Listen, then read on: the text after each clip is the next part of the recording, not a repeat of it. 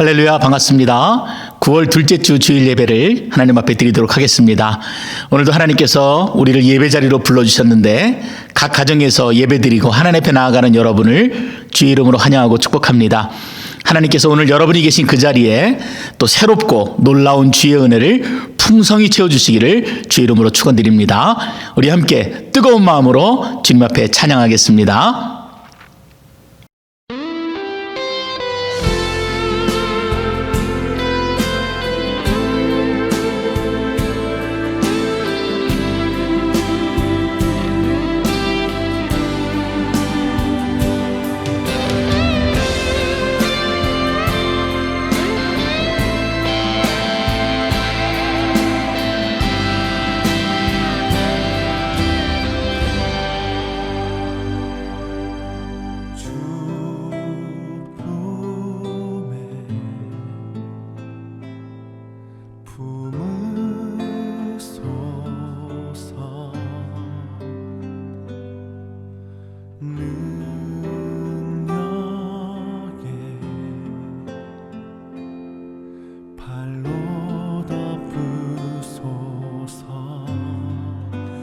거친 파도 날 향해 와도 주와 함께 날아오르리.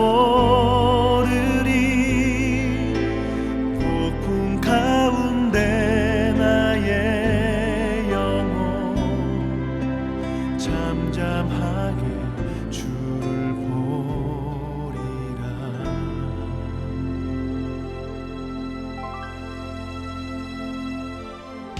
주님 안에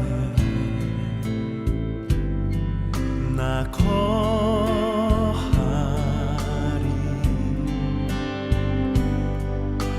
주 능력 나 잠잠히 믿네. 거친 파도 날 향해 와도 주와 함께 날아오르리. 폭풍 가운데 나의 영혼 잠잠하게 주를 보리라. 거친 파도 날 향해 와도 주와 함께 날아오르리. 폭풍 가운데 나의 영혼 잠잠하게 주를 보리라.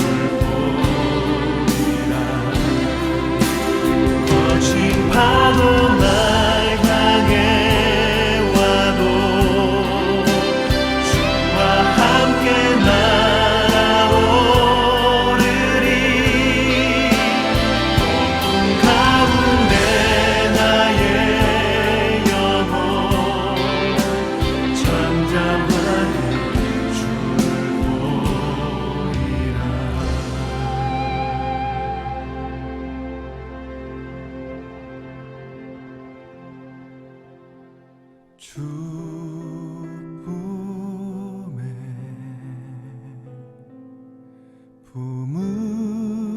품으소서.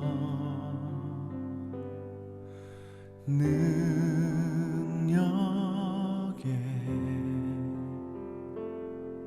발로 덮으소서. 거친 파도 날 향해 와도 주와 함께 날아오르리.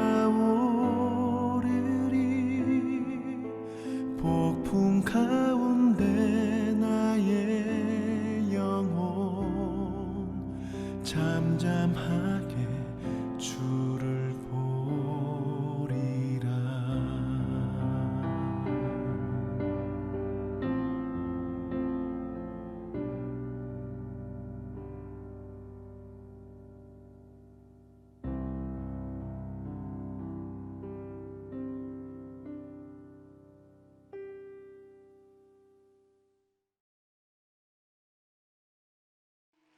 나의 영원 하신 기억 생명보다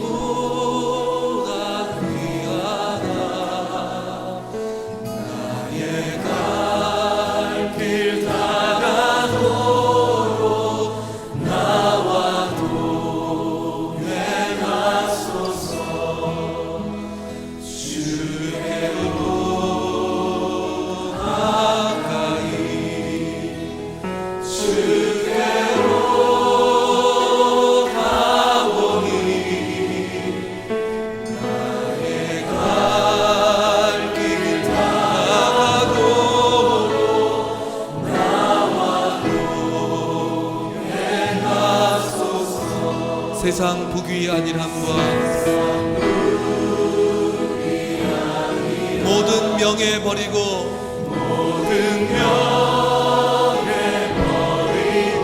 험한 길을 가는 동안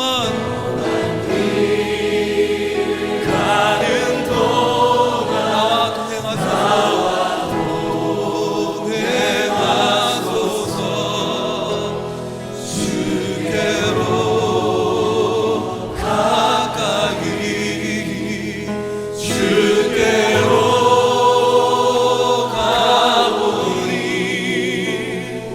나의 갈 길 다가도록 나와 동행하소서. 어두운 골짜 지나가며 험한 바다 건너서 천국문에 이르도록 나와 동행하소서.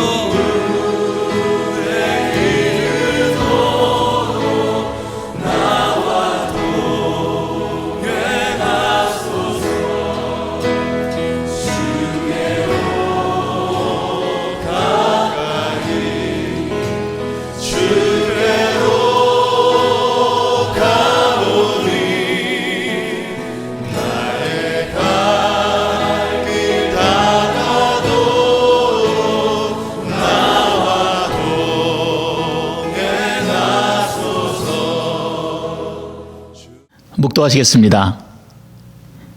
여호와는 위대하시니 우리 하나님의 성 거룩한 산에서 극진히 찬양 받으시로다.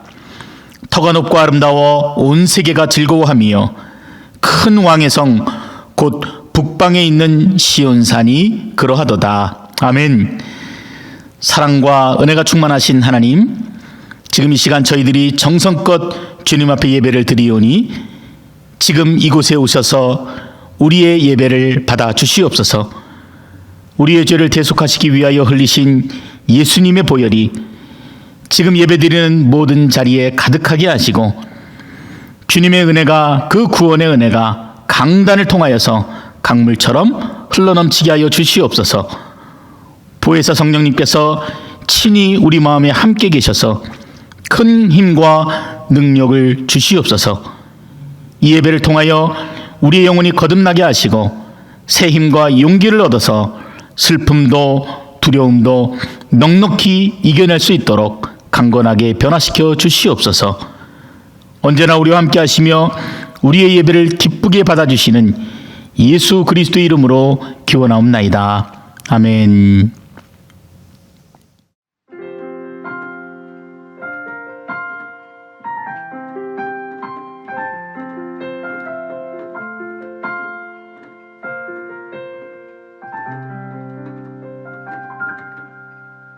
이곳에 생명샘 솟아나 눈물 골짝 지나갈 때에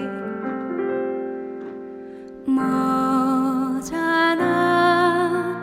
열매 맺히고 웃음소리 넘쳐나리라.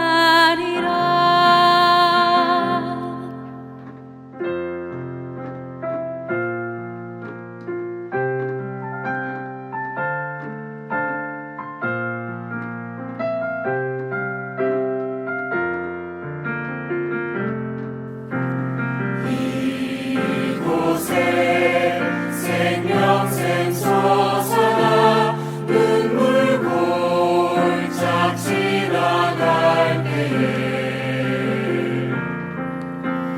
머잖아 열매 맺히고 웃음소리 넘쳐나리라. 꽃들도 구름도 바람도 넓은 바다도 찬양하라 찬양하라 예수를. 하늘을 울리며 노래해 나의 영혼아. 은혜의 주 은혜의 주 은혜의 주.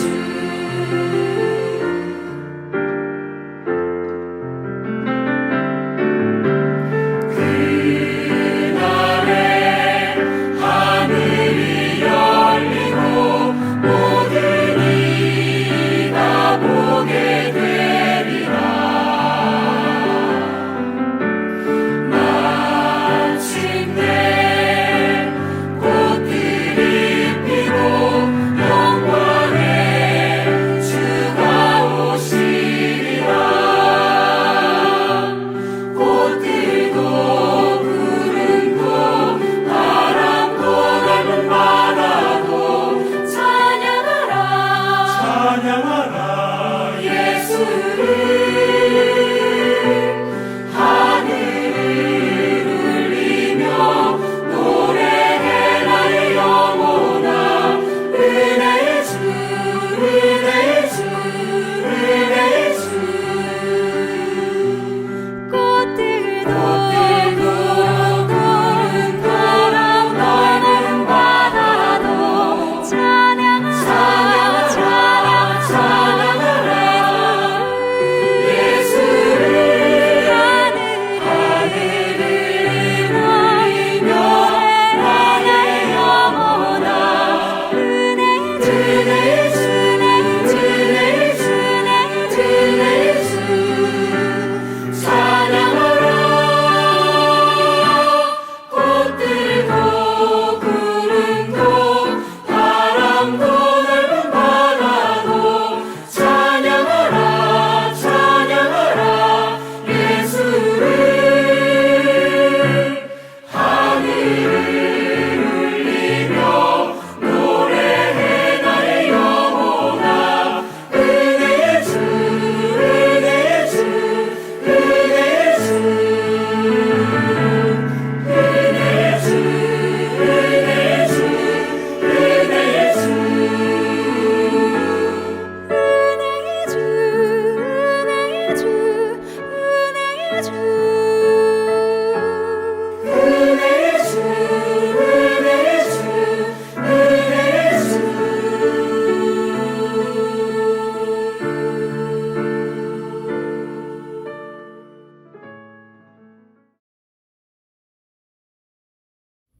전능하신 여호와 하나님, 만물을 지으시고 위대하신 섭리로 운행하시는 놀라우신 하나님, 인간을 만드시고 생명 있게 하시되 특별히 하나님 자신의 형상을 따라 만드신 자비로우신 하나님, 하늘과 땅에 있는 모든 피조물들의 찬양을 받으실 하나님, 그 하나님을 찬양하며 영광을 올려드립니다.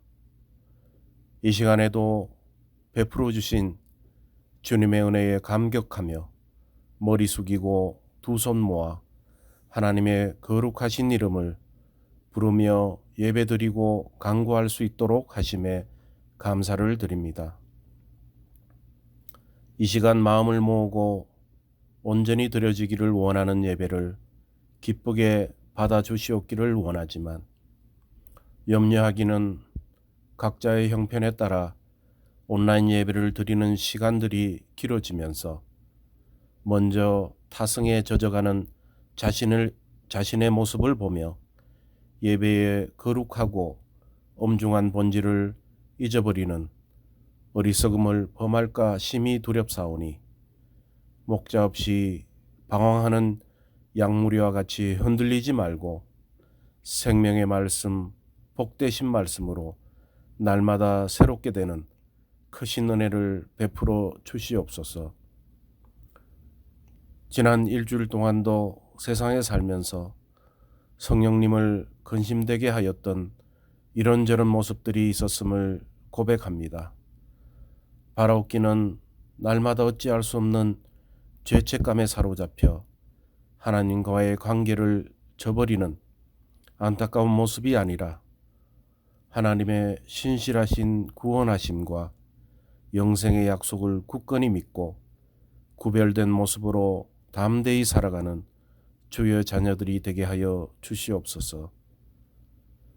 우리가 사는 동안 세상에서 누리는 영화와 만족은 새벽녘에 맺혔다 사라지는 이슬과 같이 찰나적일 것인데 하나님과 동행하면서 얻는 기쁨은 그 어떤 것으로도 대체할 수 없는 것임을 날마다 믿고 고백하며 용기와 인내로 우리의 달려갈 길을 달려가게 우리의 발걸음을 지켜 인도하여 주시옵소서. 특별히 주님의 자녀된 저희들은 세상의 복잡하고 다양한 문화와 생각들을 매일 접하면서도 좌로나 우로나 치우치지 않고 하나님의 말씀을 읽고 듣고 지키며 사는 것에 초점을 맞추고 살아갈 수 있도록 도와주시옵소서. 어린 자녀들 새로이 시작하는 학교 생활 중에도 변화된 환경에 잘 적응하고 아름답게 성장하여 하나님을 기쁘시게 하는 귀한 생명들로 자랄 수 있도록 도와주시옵소서. 이 시간 잠잠히 마음 문을 열고 하나님의 말씀을 기다립니다. 준비하신 말씀으로 증거하시는 목사님께 성령의 능력으로 함께 하셔서 한 말씀 한 말씀 땅에 떨어지지 않고 좋은 열매 맺는 생명의 말씀 되게 역사하시옵소서. 어려운 환경 속에서도 정성을 다해 양떼를 이끄시는 교육자들께 늘 새로운 은혜로 함께하여 주시옵기를 바라올 때 모든 것을 예수님의 이름으로 기도드립니다.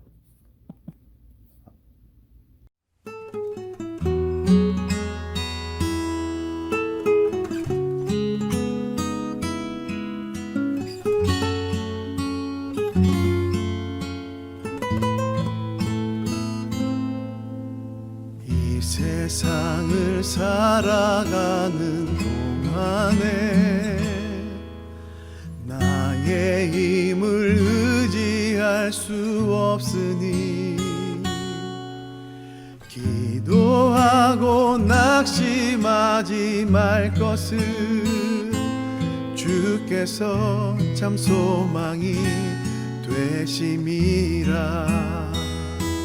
하나님의 꿈이 나의 비전이 되고 예수님의 성품이 나의 인격이 되고 성령님의 권능이 나의 능력이 되길 원하고 바라고 기도합니다.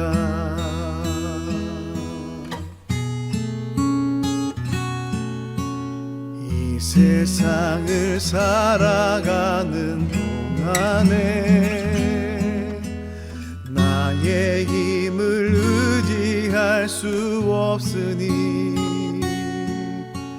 기도하고 낙심하지 말 것은 주께서 참 소망이 되심이라.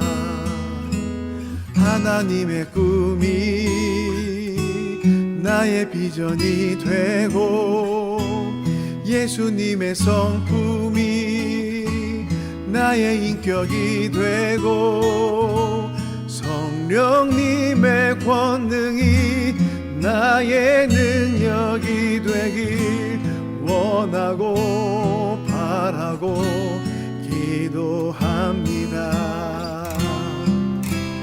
주의 길을 걸어가는 동안에 세상의 것 의지할 수 없으니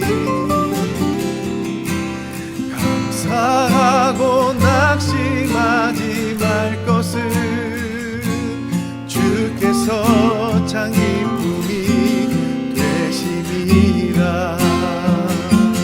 하나님의 꿈이 나의 비전이 되고 예수님의 성품이 나의 인격이 되고 성령님의 권능이 나의 능력이 되길 원하고 바라고 기도합니다. 하나님의 꿈이 나의 비전이 되고 예수님의 성품이 나의 인격이 되고 성령님의 권능이 나의 능력이 되길 원하고 바라고 기도합니다. 하나님의 꿈이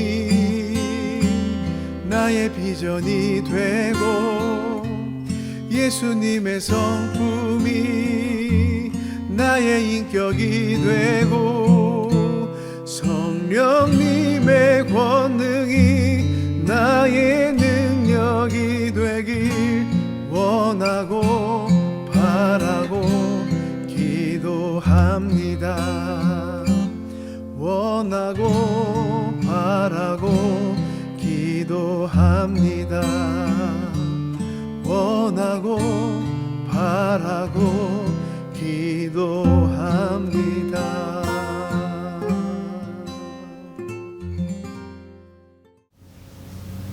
헌금을 위해 다 같이 기도하겠습니다. 고맙고 자비로우신 아버지 하나님, 오늘도 이 은혜의 자리 가운데 우리를 초청하여 주시고 또 부족한 손길을 주님 앞에 구별하여 드릴 수 있도록 인도하신 하나님께 모든 감사와 찬양을 올려드립니다.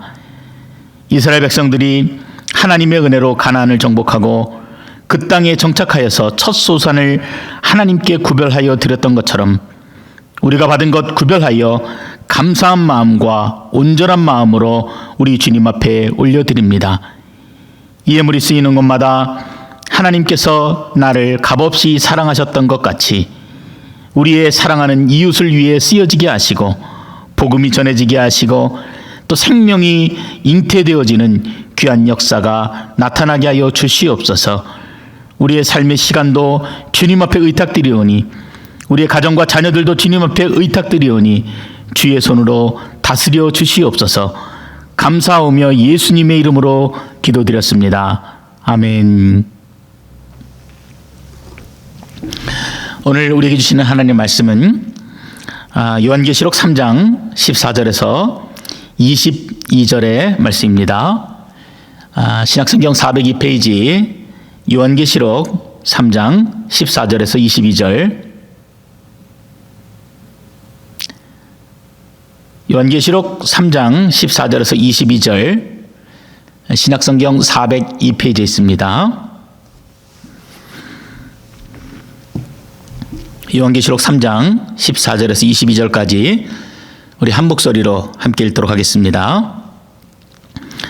라오디게아 교회의 사자에게 편지하라. 아멘이시요 충성되고 참된 증인이시요 하나님의 창조의 근본이시니가 이르시되 내가 네 행위를 아노니 네가 차지도 아니하고 뜨겁지도 아니하도다. 네가 차든지 뜨겁든지 하기를 원하노라. 네가 이같이 미지근하여 뜨겁지도 아니하고 차지도 아니하니 내 입에서 너를 토하여 버리리라. 네가 말하기를 나는 부자라 부요하여 부족한 것이 없다 하나 네 곤고한 것과 가련한 것과 가난한 것과 눈먼 것과 벌거벗은 것을 알지 못하는도다. 내가 너를 권하노니 내게서 불로 연단한 금을 사서 부요하게 하고 흰 옷을 사서 입어 벌거벗은 수치를 보이지 않게 하고 안약을 사서 눈에 발라 보게 하라. 무릇 내가 사랑하는 자를 책망하여 징계하노니 그러므로 네가 열심을 내라 회개하라.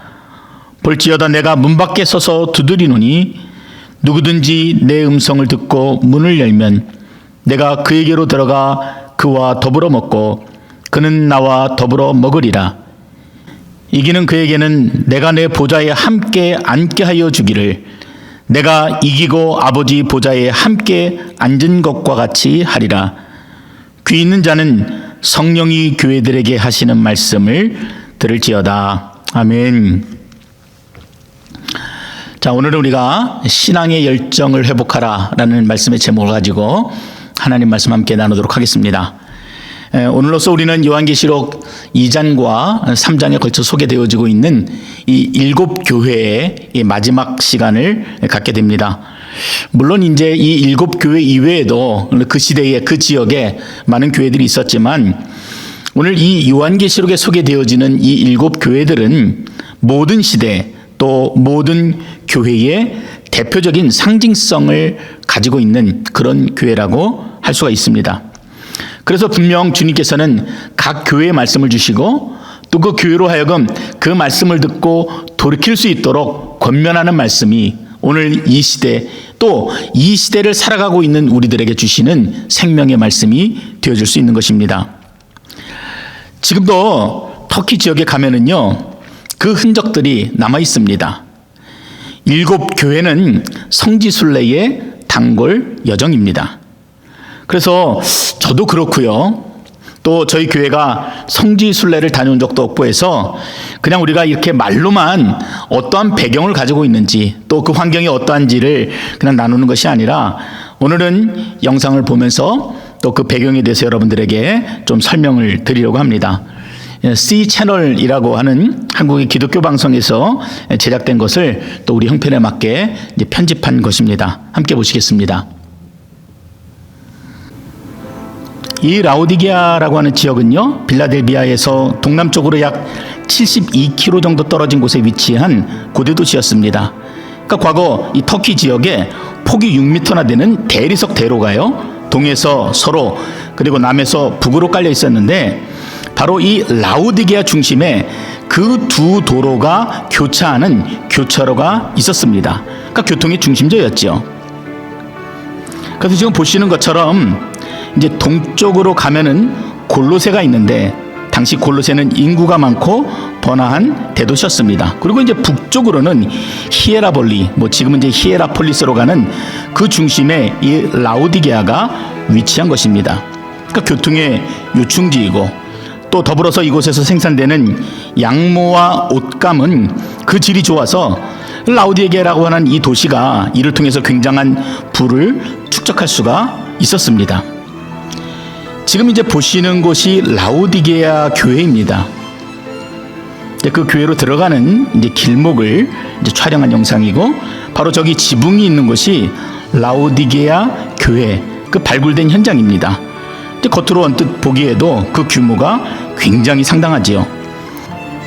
기둥에 새겨진 이 장식을 보더라도요, 이 라오디게아 교회가 그 당시에 얼마나 크고 부유한 교회였는지를 알 수가 있습니다.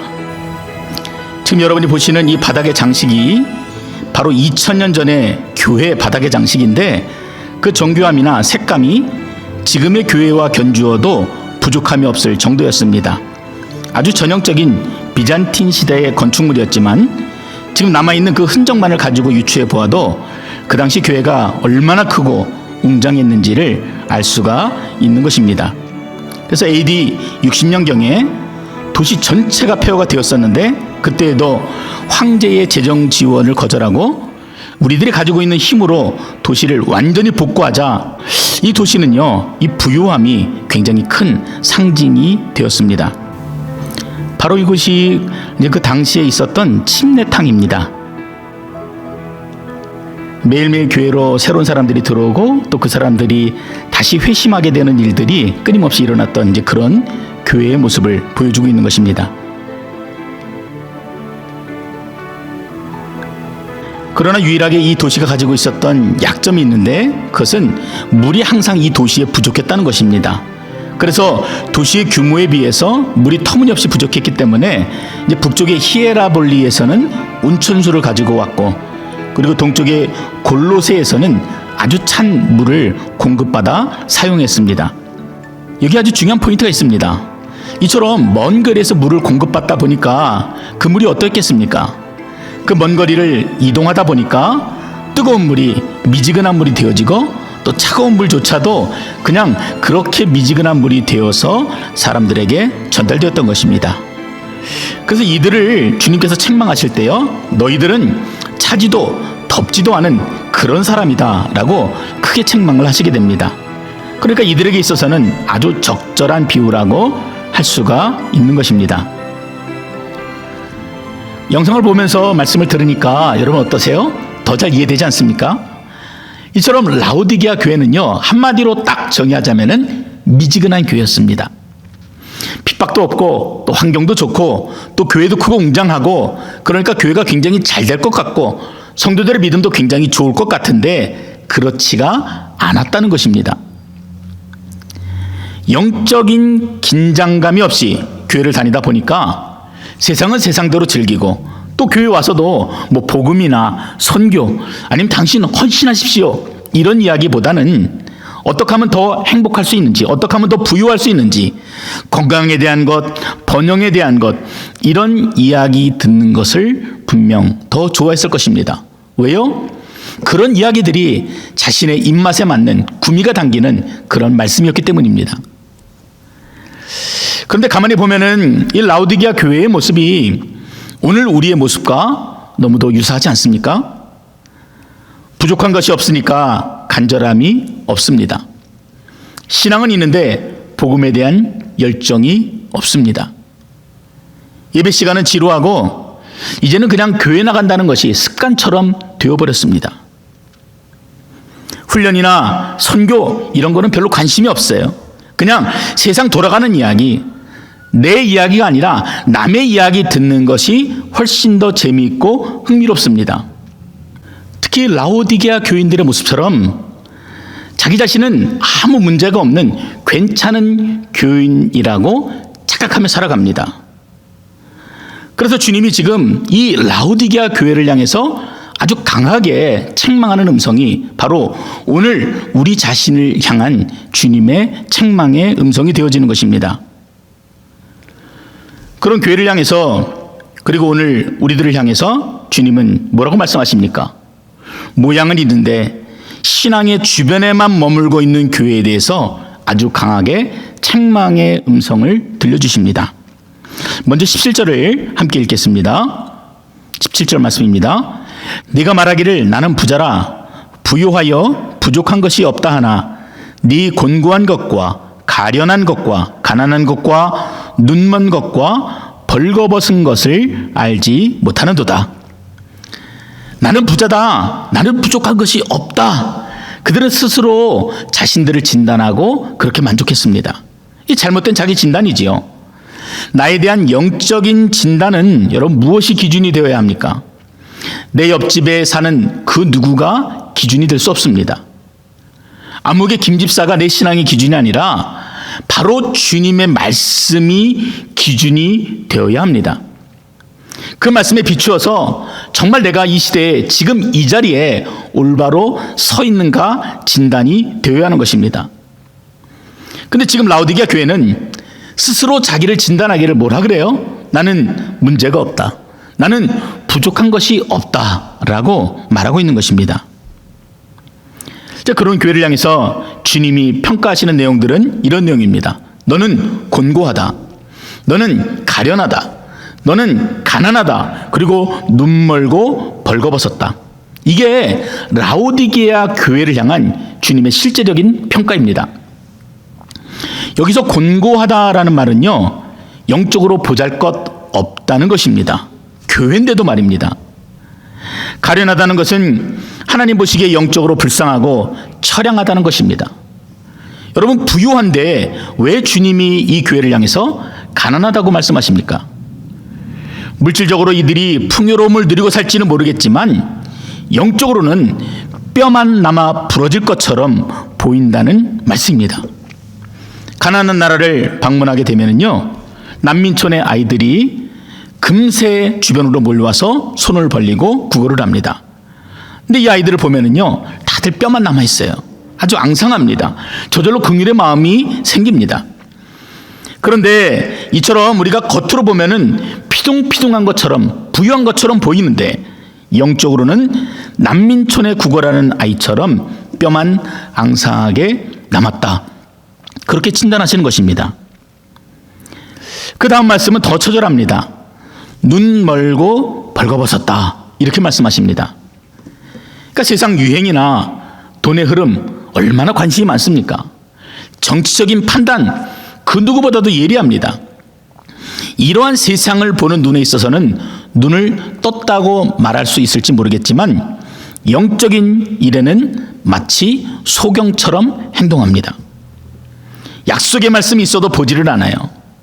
천국을 바라보라고 해도 도무지 바라보지 않는 영적인 소경이라고 말씀해 주십니다. 벌거벗었다라고 하는 것은요, 이 성경에서 수치를 의미합니다. 감추어뒀는데, 가렸다고 생각했는데 그 모든 것이 모든 사람들 앞에 낱낱이 드러나게 된 것입니다. 우리는 이미 예수 그리스도의 대속을 통해서 의의 거룩한 옷을 입은 사람입니다. 근데 그 옷이 없는 것처럼 행동합니다. 가진 것마저 다 빼앗겨서 우리의 민낯이 완전히 드러나서 사람들 앞에 그리고 하나님 앞에 수치의 모습 그대로 보여지게 되었다는 것을 말씀합니다. 그리고 주님은 이 모든 말씀을 하신 후에 그런데도 너희가 알지를 못한다 라고 진단을 해주셨던 것입니다.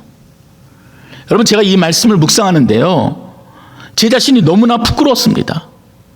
한편으로는 제 안에서 막 분노가 일어났어요. 이렇게 살지 말아야 되는데 왜 이렇게 살아가고 있는 것인가? 왜 이렇게 무감각한 것인가? 우리 안에 수치가 있는데 수치를 드러내지 못하고 왜 우리는 끝끝내 감추려고만 하는가? 우리 교회가 가지고 있는 부끄러움, 제가 가지고 있는 연약함들이 이 말씀을 통해서 그대로 드러났던 것입니다. 마치 동화에 나오는 벌거벗은 임금님처럼 모든 사람들이 제 수치를 보면서 조롱하는 것처럼 느껴졌습니다. 아, 나만 모르고 있었구나. 다른 사람들은 다 보고 있는데 내가 나를 감추고 있었구나. 이렇게 생각하니 더 부끄러웠던 것입니다. 그리고 15절 말씀으로 명확하게 그 병명을 진단해 주십니다. 15절 말씀입니다. 내가 네 행위를 아노니 내가 차지도 아니하고 뜨겁지도 아니하도다. 내가 차든지 뜨겁든지 하기를 원하노라. 이 라오디게아 교인들의 병명은 미지근 병이었습니다. 이미 우리가 살펴본 것처럼 이 라오디게아에 공급되는 생활 용수는요, 10km나 되는 이 먼 거리에서 배수관을 통해서 공급되고 있었습니다. 그런데 그 긴 거리를 흘러오는 동안에 차가운 물이 어떻게 되었다고요? 차갑지 않게 되었어요. 뜨거운 물도 다 식어버려서 그냥 미지근하게 변해버렸습니다. 여러분, 시원한 물을요, 이렇게 텀블러에 담아두는데 오랜 시간이 지나게 되면은 그 안에 있는 물이 어떻게 됩니까? 다 식어버리잖아요.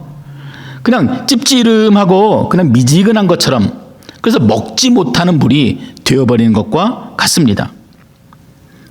이처럼 이들의 영적인 상태는 살아있는 교인처럼 뜨겁지도 않고 그렇다고 불신자처럼 차갑지도 않은 그저 미지근한 버려버릴 물이 되어버렸던 것입니다. 그런 교회, 그런 미지근한 교인이 되었다라고 말씀해 주시는 것입니다. 영국 런던의 메트로폴리탄 교회는 유명한 설교자 찰스 스펄전이 목회하던 교회였습니다. 1866년 이 교회의 소속 교인이 4,366명으로 집계되었는데, 이제 그 당시에는 세계에서 가장 큰 그런 규모였습니다. 하루는 스펄전이 교인들에게 이런 말을 했습니다. 사랑하는 형제자매 여러분, 주님을 향해서 가슴이 뜨거운 12사람만 있다면 이 런던의 삭막하고 고독한 환경을 기쁨이 충만한 곳으로 바꿀 수 있습니다. 그러나 4,366명이 있다 할지라도 전부가 다 미지근한 신자라면은 아무것도 할 수 없습니다. 정확한 진단이죠. 이 복음에 대한 열정이 식어버린, 그래서 정말 교회가 교회답지 않은 이 모습이 그렇게 진단되어지고 또 그런 교회를 향해서 책망하시는 주님의 음성이 얼마나 무섭고 두려운지 모릅니다. 여러분, 이렇게 말씀을 드리는데도 어떤 분이 이렇게 얘기할 수 있어요. 야, 그래도 우리가 차가운 것보다는 불신자들보다는 낫지 않는가, 이렇게 생각하시는 분이 계실지도 모르겠습니다. 그러나 하나님께서는 단호하게 이렇게 말씀하십니다. 내 입에서 그런 너를 토하여 내리라. 적당히 세상과 양다리를 걸치면서 살아가는 이중적인 신앙을, 그리고 뜨겁지도 차갑지도 않은 그런 미지근한 식어버린 신앙을 하나님께서는 견딜 수 없는 문제라고 진단하시고 결국은 토해내 버리겠다라고 말씀을 하셨던 것입니다. 여러분, 이제는 아이들도 다 크고 또 이제 사업도 은퇴를 해서 아무 문제가 없다고 생각하십니까? 그래도 나는 제자 훈련도 받았고 그랬으니 중간은 간다라고 생각하십니까? 그래서 교양 있게 사람들을 만나면은 제가 예수를 믿습니다, 제가 교회를 다닙니다, 이렇게 말씀하십니까? 근데 여러분, 제가 제자 훈련을 마칠 때마다 수료하시는 분들에게 드리는 말씀이 있습니다. 제자 훈련은 이제 첫걸음을 떼는 것입니다. 시작입니다. 전에는 스스로 하지 못했던 일들, 하나님 말씀을 묵상하고 또 주시는 말씀들을 정리하고 또 내 삶에 그것들을 적용하는 이 일들이 제자 훈련을 통해서 학습이 되어졌으니 이제부터는 성장의 단계를 밟아가는 것입니다 라고 여러분들에게 제가 늘 말씀을 드립니다. 그런데 여러분, 훈련을 받고도 신앙생활을 30년, 40년, 50년 하고도 여전히 그 자리에 머물러 계시지는 않으십니까? 오히려 후퇴하고 있지는 않으십니까? 그것은 이미 받은 은혜를 방치하는 것이고, 오늘 말씀에 비추어 본다면은 열정이 식어 미지근하게 되었다라고 진단할 수가 있습니다.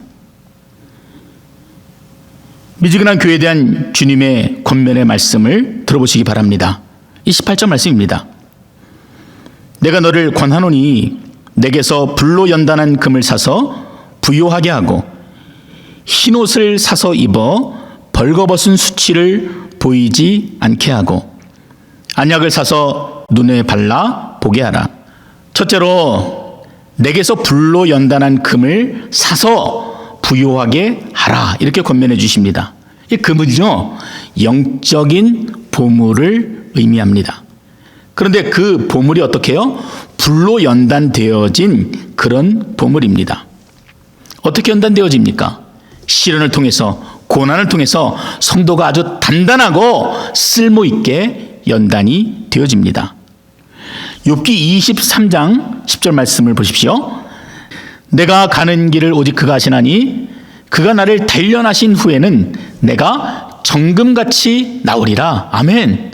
뭐라고 말씀하세요? 하나님이 우리를 단련하신다 그래요. 시련과 고난을 통해서 우리를 단단하게 만드셔서 정말 우리를 가치 있고 보배로운 존재로 만드시겠다 약속하십니다. 세상이 주는 부요함이 결코 우리에게 영원한 행복을 보장해 주지 않습니다. 오히려 많이 가진 사람들이 진정한 기쁨, 평안, 행복을 누리지 못합니다. 그런 우리를 아시고 주님께서 뭐라고 말씀하시는 거예요? 너희가 단련되기를 원한다. 너희가 훈련되어지기를 원한다. 그래서 진짜 보물이 되기를 원한다. 그 안에 진정한 행복과 기쁨이 있는데 그것들을 너희가 누리기를 원한다. 말씀해 주셨던 것입니다. 사탄이 주는 보물은 한탕이지요. 빼앗는 것입니다. 결코 삶에 이롭지 못한 것들입니다. 그래서 쉽습니다. 그런데 우리가 구해야 되는 하늘의 보물은 수고해야 되는 일이고 포기해야 되는 일이고 또 거기에다가 온 마음을 쏟아야 하고 또 그 결과마저도 보상이 아니라 당연한 것으로 여기고 어떤 결과든지 감사해야 되니 여러분 얼마나 어렵습니까? 그래도 주님이 오늘 우리에게 말씀하시는 것입니다. 연단해라. 그래야 영적인 부요함을 누릴 수 있다. 네가 살 수 있다. 라고 말씀해 주시는 것입니다. 언제까지 연단합니까? 은퇴하기 전까지 65세가 되어서 연금 받기 전까지 연단하면 됩니까? 그렇지 않아요. 주님 오시는 그날까지 끊임없이 연단하시기를 주의 이름으로 축원드립니다. 나를 쉽게 내버려 두지 마세요. 우리가 알잖아요. 그냥 나를 내버려 두면은 우리가 얼마나 쉽게 게을러지고 주님을 멀리하는지 우리가 잘 압니다. 적극적으로 연단하시고 그래서 주님이 말씀하시는 진정한 풍요로움을 누리시기를 주의 이름으로 축원드립니다. 두 번째는 흰옷을 사서 입어 벌거벗은 수치를 보이지 않게 하라 말씀하십니다. 이미 우리가 수치를 당했잖아요. 우리가 얼마나 부끄러운 존재인지를 깨달았지 않습니까? 근데 주님이 거룩의 옷, 흰옷을, 순결함의 옷을 값을 주고 사서 입어라 이렇게 말씀하십니다. 사라는 것은 적극적인 행동을 말하는 내용이에요. 그래서 대가를 지불해야 됩니다. 희생이 있어야 됩니다. 이제까지 내가 얼마나 부끄러운 존재였는지를 깨닫고 정말 내가 온 마음으로 주님 앞에 거룩함의 옷을 입을 수 있도록 내가 가진 모든 더러운 것들을 단호하게 끊어버리는 것입니다. 그게 바로 우리의 수치를 가리는 일들이에요. 그래서 어려워요. 대가를 지불하기 때문에 그렇습니다. 내가 편안하게 누렸던 것들을 포기해야 되기 때문에 그렇습니다. 죄라고 생각하지 않고 쉽게 마음먹었던 일들이 불편해지기 때문에 그렇습니다. 그런데도 주님은 그 흰옷을 사서 입어서 너의 그 벌거벗은 수치를 가려라 말씀해 주십니다. 여러분이 이 말씀을 듣고 나는 과연 무엇을 포기해야 될지를 여러분 보시기를 바랍니다. 세상 사람들이 다 된다고 해도 하나님 보시기에 거룩하지 않으면은 여러분이 가지고 있는 그 행동들을 단호하게 멈추셔야 합니다. 여러분만 알고 있는 수치들도 결국 주님 앞에서는 다 드러나게 되어 있습니다. 다시 예수 그리스도의 거룩한 옷을 입으실 수 있기를 주의 이름으로 축원드립니다. 마지막으로 안약을 사서 눈에 발라 보게 하라 이렇게 말씀해 주십니다. 뜬금없이 무슨 안약입니까? 이렇게 말씀하시겠지만 당시 라오디게아는 최고의 안약 생산지로도 유명한 곳이었습니다. 그래서 그 당시 사람들에게는 이 비유가 굉장히 피부로 와닿는 그런 말씀이었던 것입니다. 여러분 그렇다면 안약을 사라, 눈에 발라라 이런 것이 어떤 의미가 되겠습니까? 분명 세상을 향해 눈을 뜨고 있기 때문에 무엇이 귀한지 그리고 세상 사람들이 어디를 쫓아가는지는 볼 수 있었지만 하나님이 보시는 세상, 영적인 눈을 뜨지 못해서 분별하지 못하고 판단하지 못하는 어리석음이 그들에게 있었다라는 것이죠. 그러므로 영적인 눈을 뜨라 말씀해 주시는 것입니다. 그 소경된 생활을 접고 영적인 눈을 뜨고 하나님의 필요를 바라보라고 말씀해 주셨던 것입니다. 여러분, 분명 우리가 눈을 뜨고 있지요.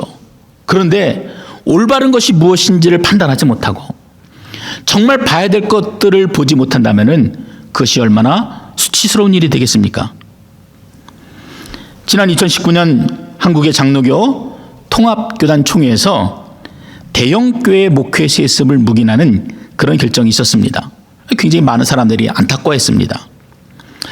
한국의 대표적인 교단인데 이런 교단에서 이러한 결정들이 있다는 것이, 그래서 많은 비기독교인들에게 이러한 교회 수치를 보여준다는 것이 정말 부끄럽고 수치스러웠습니다. 그런데 얼마 전 이 교단의 신학대학원 학생들이 성명서를 발표했습니다. 이 주된 내용은 그 당시 세습을 묵인했던 이 교단의 결정을 철회하십시오. 그리고 한국교회에 여전히 희망이 있다는 것을 교단의 어르신들이 보여주십시오. 이렇게 탄원하는 내용이었습니다. 그런데 제가 눈여겨보았던 부분은 다른 데 있었습니다. 비록 믿음의 선배 목사님들, 앞서가신 목사님들이 마치 중세시대 교회처럼 권력과 힘에 의해서 굴복당하고 세상 사람들에게 수치와 조롱거리가 되었지만 이제 한국교회를 이끌어갈 목사 후보생들은 제대로 깨어있구나. 아, 그래, 한국교회가 희망이 있구나. 그것들을 보게 되었던 것입니다. 여러분, 올바로 분별하지 못하는 것 희망이 없죠. 그러나 우리가 영적인 안목을 가지고 세상을 바라볼 수 있다. 그것은 그 자리에 이미 희망이 있다는 것을 말씀해 주는 것입니다. 주님이 오늘 우리를 향해서도 안약을 사라, 그리고 보라 말씀해 주십니다. 여러분이 결단해야 될 것들 결단하시고 그리고 대가를 반드시 지불하시기 바랍니다. 영적인 안목이 있으면은 부끄러워도요 회개 자리로 나가게 됩니다. 그래야 돌이켜서 다시 세워질 수가 있는 것입니다. 19절 말씀을 함께 읽겠습니다. 물은 내가 사랑하는 자를 책망하여 징계하노니 그러므로 네가 열심을 내라 회개하라. 미지근한 신앙에서 벗어나 결단하시고 또 돌이키시고 신앙의 열정을 다시 회복하시기를 주의 이름으로 축원드립니다. 이처럼 기꺼이 대가를 지불하기로 결단하는 자에게 주님이 약속의 말씀을 들려주십니다. 20절 말씀입니다. 같이 읽습니다. 볼지어다 내가 문 밖에 서서 두드리노니 누구든지 내 음성을 듣고 문을 열면 내가 그에게로 들어가 그와 더불어 먹고 그는 나와 더불어 먹으리라. 주님께서 지금도 열심히 우리의 문을 두드리고 계세요. 여러분, 그것을 믿으십니까? 아멘. 여러분, 그 문이 열릴 거라는 희망이 없으면 두드리지 않습니다. 계속 두드리고 계시다는 것은 여전히 우리 안에 희망이 있다는 것을 말씀하십니다. 주님은 결코 포기하지 않으세요. 계속해서 우리의 회개와 우리의 결단을 촉구하십니다. 그래서 우리가 문을 열면 내가 그에게로 들어가서 그와 더불어 먹고 그는 나와 더불어 먹으리라. 주님께서 영원토록 나와 풍성한 식탁의 교제를 함께 하시겠다는 그 동행의 약속을 이 말씀을 통해서 보여주시는 것입니다. 그리고 21절의 말씀입니다. 이기는 그에게는 내가 내 보좌에 함께 앉게 하여 주기를 내가 이기고 아버지 보좌에 함께 앉은 것과 같이 하리라. 이 죄와 사망 권세를 이기신 주님께서 하나님 우편에 앉으셨던 것처럼 믿음의 승리자들을 그 영광의 보좌에 함께 앉히시겠다, 이렇게 약속해 주셨던 것입니다.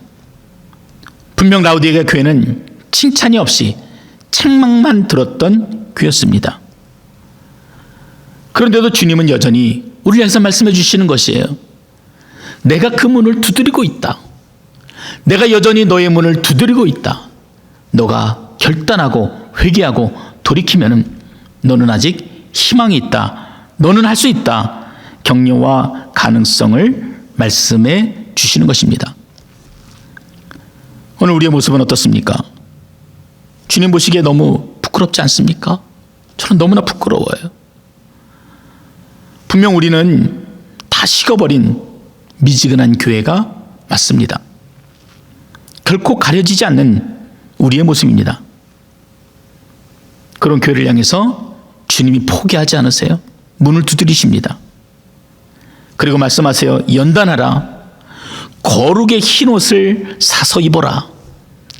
영적인 눈을 떠라. 그러면 내가 너와 영원히 함께하겠다. 영광의 보좌에 함께 앉을 것이다. 너를 맞아줄 것이다. 라고 기쁨의 약속을 들려주십니다. 오늘도 주님의 귀한 음성을 듣고 돌이키시는 여러분 되시기 바랍니다. 그리고 결단하여서 주님이 약속하신 말씀을 영원토록 누리시는 베델의 믿음의 동역자들 되시기를 주님의 이름으로 간절히 축원드립니다. 아멘. 자, 우리 함께 기도하겠습니다. 아버지 하나님, 우리가 참으로 감출래야 감출 수 없는 우리의 수치가 오늘 말씀을 통해서 너무도 분명하게 드러났습니다. 덥지도 아니하고 차지도 아니하고 미지근한 우리들의 민낯이 그대로 드러났습니다. 우리가 그저 수치에만 머물러 있는 것이 아니라 거룩의 흰옷을 다시 입기를 원합니다. 영적인 눈을 뜨기를 원합니다. 우리를 단련하시고 연단하셔서 다시 주님의 영광의 거룩의 옷을 입을 수 있도록 주여 베델교회를 축복하시고 또 성도들을 붙들어 주시옵소서. 간절한 마음으로 결단할 때 의지가 부족한 자에게 하나님 능력을 더하시고 또 주님 앞에 간절히 나와 무릎을 꿇을 때마다 뜨겁게 만나주시는 주님을 경험할 수 있도록 성령의 충만한 은혜를 부어 주시옵소서. 예수님의 이름으로 기도드렸습니다. 아멘. 자, 이 시간 우리 함께 일어나서 같이 찬양하겠습니다.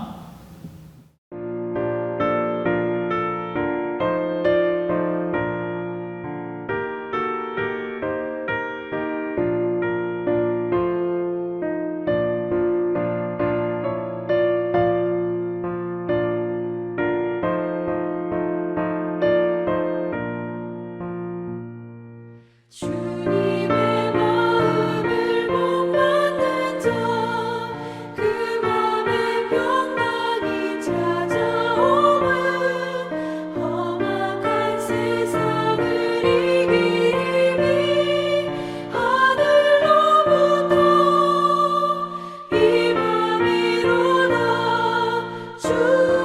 주님의 마음 마다 살면서 그거룩하신 나도 이루리. 주 모습 내 눈에 안 보이며 그 음성 내 귀에 안 들려도 내 영혼 날마다 주를 만나 신령한 말씀 늘 배우도다. 주님의 마음 온마다 살면서 주님의 거룩하신 나도 이루리.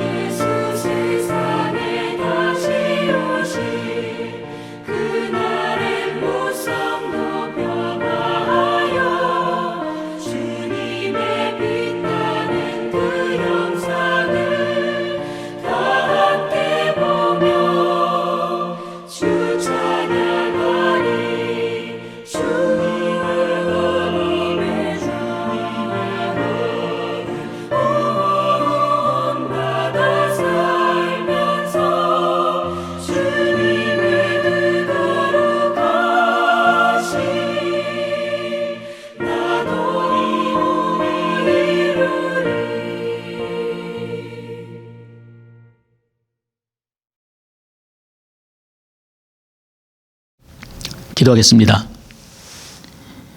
이제는 우리 주 예수 그리스도의 은혜와 하나님 아버지의 그 감당할 수 없는 사랑과 여전히 내 마음의 문을 두드리시는 성령 하나님의 감화, 감동, 위로 충만하심이 나의 그 수치의 삶에서 돌이켜 결단하여 의의 거룩의 흰옷을 입고 주님 앞에 영광 돌리기로 다짐하는 주의 성령의 은혜를 구하는 주의 백성들 머리 위에 그 가정과 교회 위에 이제로부터 영원토록 함께 하시기를 간절히 축원하옵나이다. 아멘.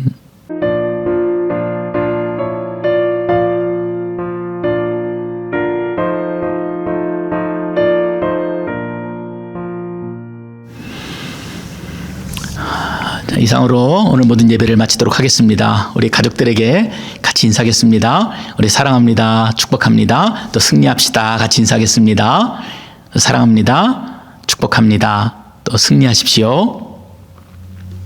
광고 말씀드리겠습니다. 지난 수요일부터 그리고 어제 토요 새벽 기도회까지 우리가 온라인으로 함께 예배를 드렸습니다. 이런 방법들이 굉장히 어색하셨을 것입니다. 그리고 어떤 분들은 어떻게 들어가는지를 잘 설명을 드려도 이제 어려워서 아마 예배를 드리지 못한 분도 계셨으리라고 생각이 됩니다. 가능하신 분들은 우리 교회 홈페이지에 접속하셔서 그 배너창을 누르시면은 들어가실 수가 있고요.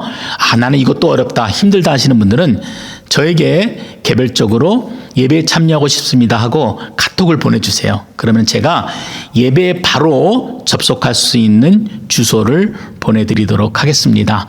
여러분 꼭 기억하시고 이 코로나 시대 때에 우리가 영적으로 더욱더 깨어있고 또 오히려 믿음의 성장을 이룰 수 있는 귀한 시간이 되실 수 있기를 바랍니다. 여러분 제가 기다리고 있겠습니다. 꼭 들어오시기 바랍니다.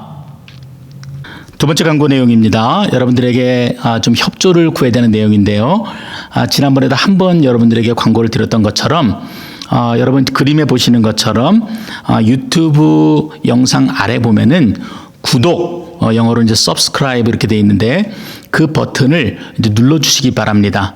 그래서 저희가 이제 정기 구독하는 사람이 100명이 넘으면은 매번 바뀌는 온라인 주소가 아니라 고정된 주소를 준다고 합니다. 그래서 여러분 좀 불편하시더라도 꼭 기억하셔서 거기 구독에 여러분 꼭 클릭해 주셔서 우리가 좀 편하게 예배를 드릴 수 있으면 좋겠습니다. 세 번째 광고입니다.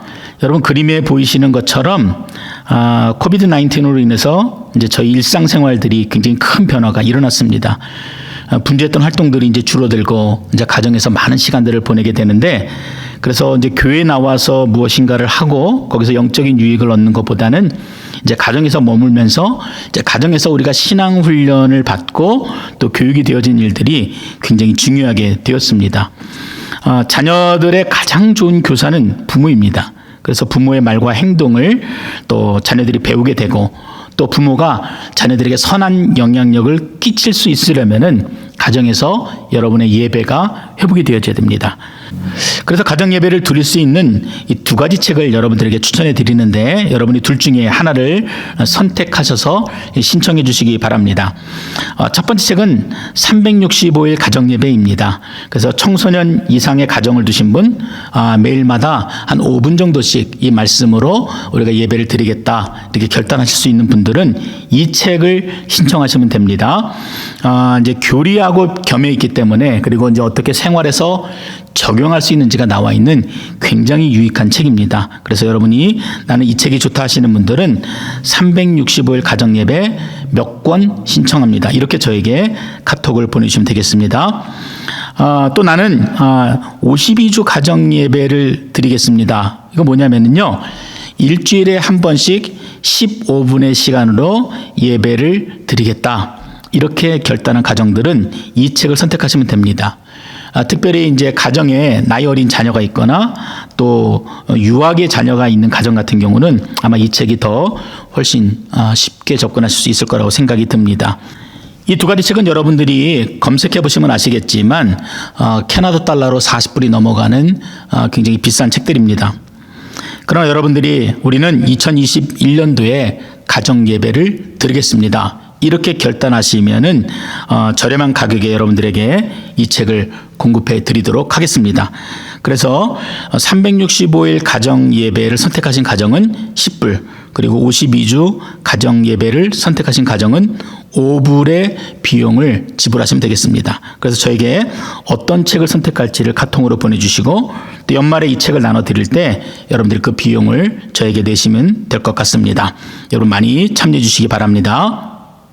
이상으로 모든 순서를 마치도록 하겠습니다. 9월이 되니까 이제 기온도 좀 내려가고 또 선선한 바람이 부는 것 같습니다.